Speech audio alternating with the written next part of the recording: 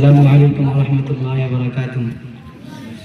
الحمد لله نحمده ونستعينه ونستغفره ونؤمن به ونتوكل عليه ونعوذ بالله من شرور أنفسنا ومن سيئات أعمالنا ونشهد أن لا إله إلا الله وحده لا شريك له ولا نظير له ولا وزير له ولا مشير له ولا معين له وصل على سيد الرسول وخاتم الأنبياء المبعوث إلى كافة للناس بشيرا ونذيرا وداعيا إلى الله بإذنه وسراجا منيرا.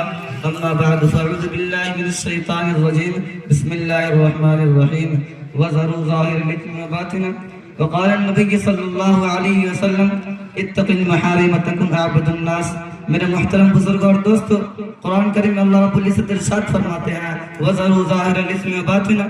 اے میرے بندو، چھوڑ دو گناہوں کو جو تم ظاہر میں کرتے ہو اور چھوڑ دو گناہوں کو جو تم چھپ پر کرتے ہو. گناہ کا کیا معنی ہے؟ لغت میں جرم، نافرمانی اور قانون توڑنے گناہ کہتے ہیں.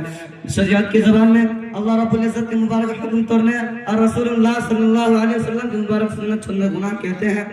گناہ کی دو قسم ہے، ایک چھوٹا گناہ جسے گناہ صغیرہ کہا جاتا ہے اور ایک بڑا گناہ جسے گناہ کبیرہ کہا جاتا ہے. حدیث شریف میں آتا ہے کہ جب بندہ کسی گناہ کو بڑا سمجھ کر کرتا ہے تو اللہ تعالیٰ کے یہاں چھوٹا ہو جاتا ہے، اور جب بندہ کسی گناہ کو چھوٹا سمجھ کر کرتا ہے تو اللہ تعالیٰ کے یہاں بڑا ہو جاتا ہے.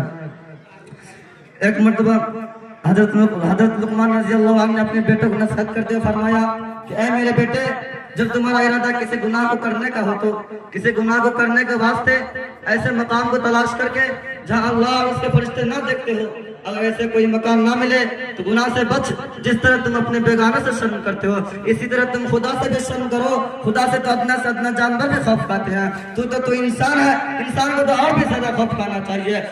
حدیث شریف میں آتا ہے کہ جب آدمی مر جائے گا، حدیث شریف میں آتا ہے جب گناہگار بندہ کا نام عمل خدا تعالیٰ کے سامنے پیش کیا جائے گا اور اس سے سخت باز پرس ہوگے تو وہ انکار کرے گا اور کہے گا یا اللہ گناہ تو میں نے کیا ہی نہیں تھا، فرشتے نے یوں ہی لکھ دیا تھا. پھر اللہ رب العزت اس فرشتے سے پوچھیں گے کہ یہ بندہ سچ کہہ رہا ہے؟ اس فرشتے اس بندہ سے کہے گا کیا تو نے فلاں دن فلاں جگہ گناہ نہیں کیا تھا؟ وہ بندہ انکار کرے گا. پھر اللہ رب العزت اس زمین کو گواہ میں پیش کریں گے جہاں اس نے گناہ کیا تھا، تب بھی وہ انکار کریں گے.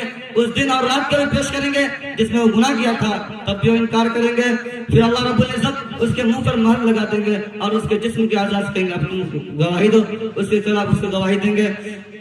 اليوم نختم على افواههم وتكلمنا ايديهم وتشهد ارجلهم بما كانوا يكسبون. اللہ رب العزت ارشاد فرماتے ہیں